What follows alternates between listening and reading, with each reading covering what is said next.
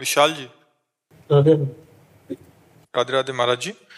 महाराज जी, मैं एक रेल चालक हूँ। महाराज जी, रेल चलाते समय इंसान और गाय आदि काफी बार ऐसा होता है कि जीव जंतु मर जाते हैं। महाराज जी, मन अशांत हो जाता है, क्षमा कैसे मांगे अभी? नहीं, उसमें आपका दोष नहीं है, क्योंकि वो कोई साइकिल नहीं है, मोटरसाइकिल नहीं कि उसको आप ब्रेक लगा के तुरंत रोक ले।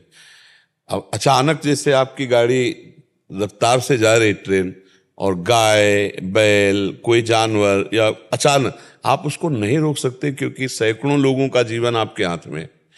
हाँ, अगर वो आधा किलोमीटर दूर से दिखाई दे रही है तो हम प्रयास करें कि उसको कंट्रोल में कर सकते हैं, लेकिन अचानक सामने आ जाती है तो छोटी गाड़ी थोड़ी है, आप अचानक ब्रेक मारोगे तो हमें लगता है कि नुकसान हो सकता है, डिब्बे पलट सकते हैं।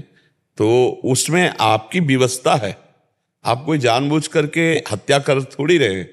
अब अचानक सामने कोई आदमी आके गिर गया, आपने को काट दिया, तो अब आपका दयालु हृदय होने के कारण, लेकिन उसमें आपका कोई अपराध नहीं है। अपराध ऐसा है कि आप गाड़ी रोक सकते हैं, इतनी दूरी से आपको दिखाई दे दिया है, अब आपको गाड़ी को कंट्रोल में करना चाहिए। वहां प्रमाद नहीं कि मरे तो मरे, फिर वो आप दोषी ठहराएंगे। लेकिन अचानक आकर के ऐसा दोष हो जाता है तो उसमें आपका कोई पाप नहीं है।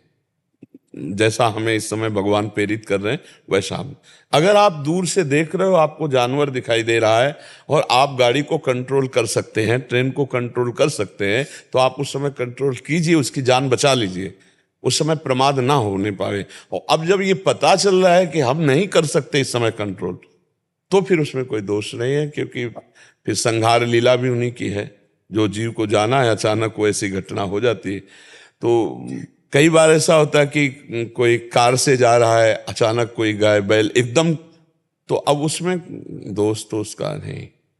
हाँ, दूर देख रहे हैं फिर हम उस पर टक्कर दें, वो बात अलग है। अचानक कोई आ जाता है जीव, तो हमें लगता है प्रायः कभी ऐसा हो कि दूर से दिखाई दे तो हार्न आदि देकर हटा देते हैं या ब्रेक मार देते हैं। नहीं, प्रायः घटना इसी में होती है कि जानबूझ करके एकदम आदमी कूद गया, दिखाई दिया नहीं, और वो तो ऊंची गाड़ी है, जानबूझ करके कूद गया तो आदमी मर गया, या अचानक कोई जानवर आ गया। अचानक आ जाने पर इतनी रफ्तार से जो ट्रेन है उसको रोकना बहुत बड़ी हानि कर देना है, क्योंकि डिब्बे हैं, डिब्बे में 150 लोग हैं, तो हर डिब्बे में 50-100 लोग तो होते ही होंगे।